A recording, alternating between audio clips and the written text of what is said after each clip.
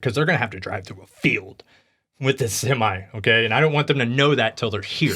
Non-apologetic nonsense.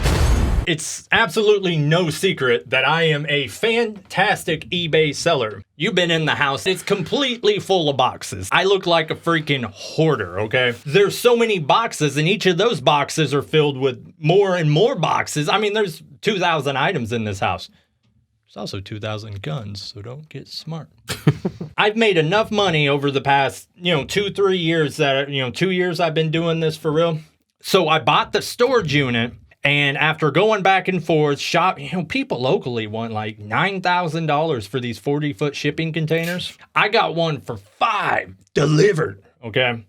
But it's what they call a one trip. So there are no new storage containers. One trip means that it came over one time from China and it's as new as you're going to get. It's 40 foot. That is being delivered on my land tomorrow. So we had to cut down trees, put a pad out there, go through all of this stuff. It's a little late for this, but I'm going to run my plan by you. And I want you to see if I have any holes in this process that I'm already on. All right.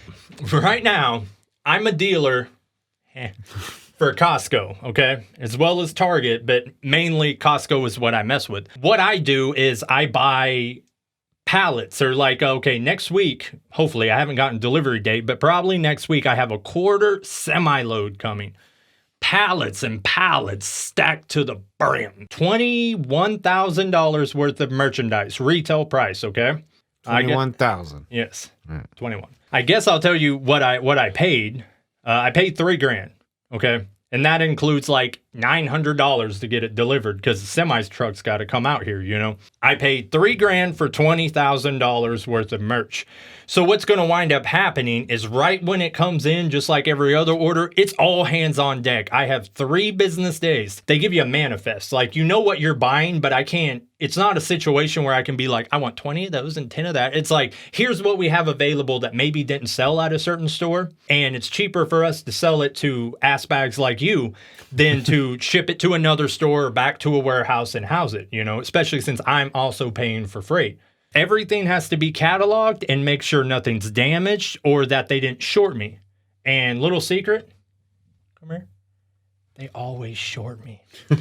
So you have 3 business days to go through that, and then they'll prorate back your money. So even though it's $20,000 worth of stuff, I spent $3,000. So let's just, for the sake of argument, say they're missing an item or an item is damaged. That's $1,000. That's the retail for it. They're not going to give me $1,000. That would be 1/20th of the overall price. So they're going to take 1/20th of $3,000, whatever that is, and that's what they're going to give me back.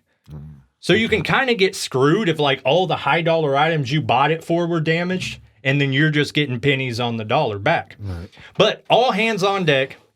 We run through it. We catalog everything. Then after that, we have to take photos of everything and make individual eBay item listings, okay?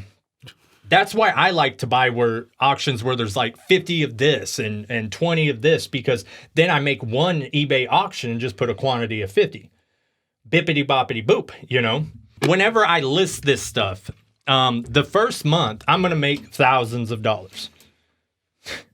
I'm too honest. I'm going to make thousands of dollars, okay? But the second month, I might make that. I might make half of that, but I'm going to make less month 2. Month 3, I'm going to make less. By month 4, I'm probably only making like $500 profit. But I will get that $500 for like a year, out of one of these big lots. But once we get down to $500 a month, what good does that do me? I need to be up, $2,000-$3,000 minimum a month to be able to quit my other job. So here's the plan. I start buying, I'm going to fill that 40-footer, okay? I start buying these $20,000+ packages every 4 to 6 weeks. The whole plan here is to have like 4 of them back to back of these orders so that when I'm down to those trickle down sales that are only 500, I'll have 4. So it should be minimum of 2,000 a month, even on months I'm not buying. You get what I'm saying? I think so. So the goal is to have enough storage for like 3,000 items and then buy for 4 months straight and then kind of coast a little bit, then buy for 4 months straight. And then at the end, in 1 year's time from now, I want to have made enough money to pay back the cash I had to spend. Yeah, cash on a storage unit and buy another one. Okay. And then instead of 4 going at a time, I now have 8 going at a time. You know what I mean? I'm buying 2 a month now. At that point, I got to hire someone on. Okay. And we're all talking about working out of storage containers in the country on my property here. And then if it all works out, we buy a 3rd one, and then we get all the pussy. What kind of benefits do you offer? None. I'm hoping to be able to hire someone on first off. This will be down the road, but hopefully it's not down the road that long, where I'm just paying them like per item or per days they're working to help me catalog the stuff when it comes in. So it's only going to be like 3 days of work a month. Right. And then I handle everything else. And then hopefully this continues and maybe I make enough money that I don't even have to do this. I can do something else. There's the license I can't actually talk about that on this show. I told you about the license I applied for through Missouri. Yep. That we made it, passed around, and then we lost. Those rounds are coming back up again in like 60 days. So, and what's funny is half the license they gave in the last ones got revoked because they found out they weren't Missouri-based companies. So they found out it was like California companies trying to get into that industry. And they were lying and they were paying people to put in applications under their name, but also making them sign contracts saying you will not get $1. You will give every bit of profit to this company. So they're going to have the licenses they would have had available plus half of last rounds. So maybe we wind up building a big building in the front yard and fuck some eBay. But for now, fucking love eBay. This 40-footer is being delivered. So we've had to cut down trees. We've had to modify the property. I've had to fight with the storage container company because, dude, these people were on it. I was like, all right, here's the address, but I have a business, so you need to go to the next driveway north and pull in the business address because that's got a wider driveway so it can accept a 120-foot truck. So they went and got aerial views, okay? And they're like, well, what are you talking about? If we cut into here, how do these I didn't want to describe it to them until they got here because they're going to have to drive through a field with this semi, okay? And I don't want them to know that till they're here. So they went and got aerial views, and I kind of drew some arrows on it, and I was like, no, we're good. And they went further. They went and got like Google Street Views of looking straight on. And then they started like putting markers on like my electric poles and fence posts. And they're like, it won't fit here. We've measured it. And I was like, look, this is through email. I have a plan. It's difficult to describe through email. You're just going to have to take my word for it. Eventually, just this morning, I know for sure they're coming. And they contracted it out. It's not the company that's delivering. It's some sort of freight service. So when I talked to them on the phone, they were just like, yeah, we'll be there. And I'm like, all right, you need to pull in the north driveway and then just wait for me and I'll walk you. It's going to be a clusterfuck, dude, to get this storage unit next to my house, next to my carport.